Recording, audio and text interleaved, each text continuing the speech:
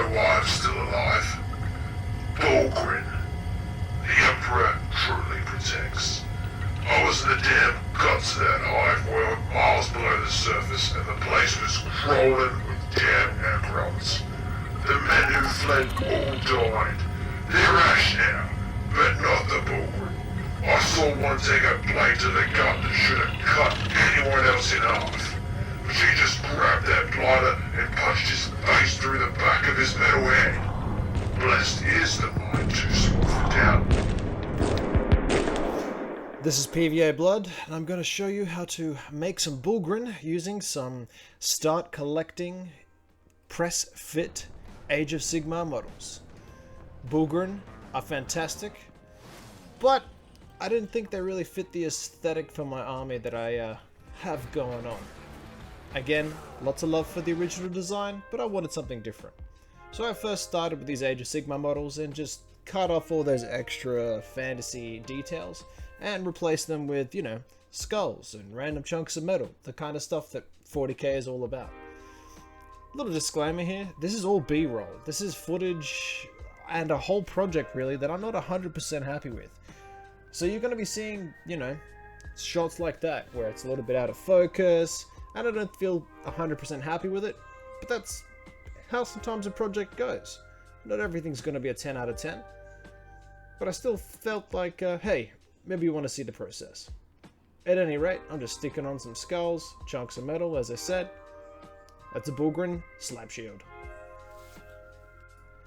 Now, these models are monopose, but it doesn't mean you can't still kitbash them. I just came in with a blade and cut off a lot of those little totems and charms and amulets.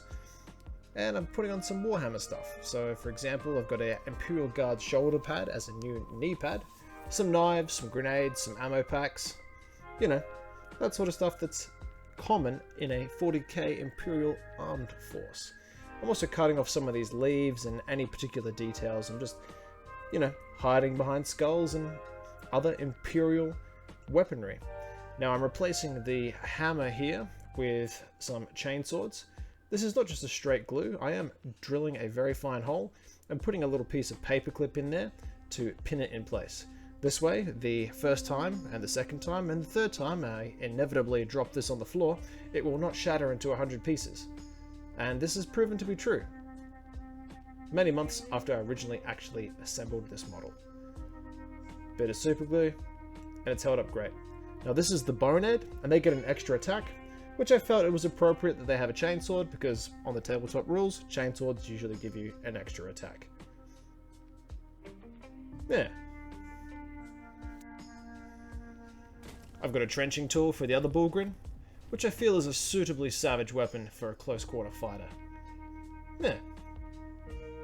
Simple. I'm also adding a Terminator, little Crux Terminatus shield here on the Bonehead for their invulnerable save brute shield.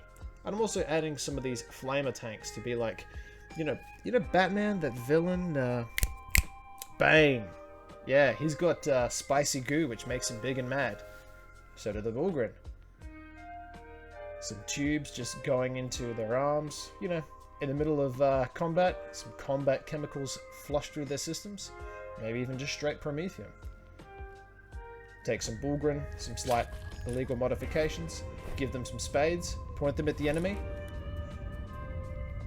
A chilling mix. And that's pretty much it. Oh yeah, they've also got some Skitarii Vanguard helmets and some simple basing. A bit of PVA glue, a bit of grout, some primer, time for paint. Speed was the objective here, both in the build and the paint.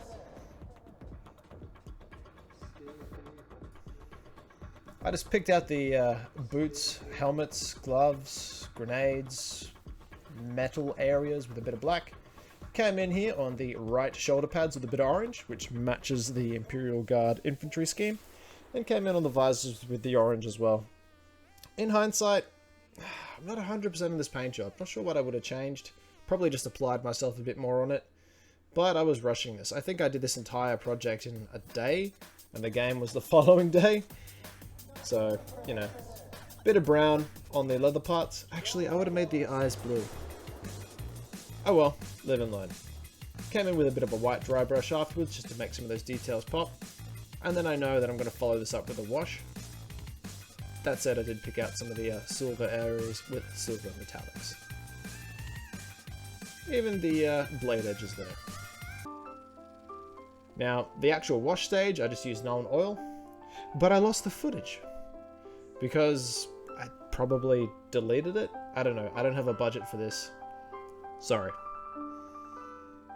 I did wash the bases as well though with a bit of brown. A bright light blue makes the targeting lens on the bone edge pop, and some Ushabti bone conveys a sense of dust buildup on the boots and lower parts of the cloak, and maybe even the underarms. Following that, some PVA glue, followed by a sprinkling of bullet casings, which I will link the recipe of below.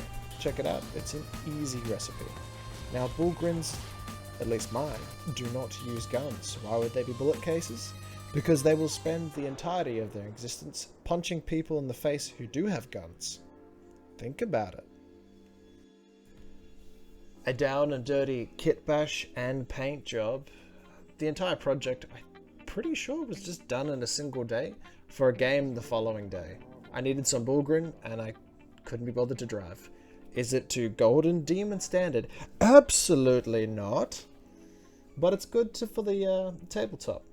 And I found it fun. I learned a lot.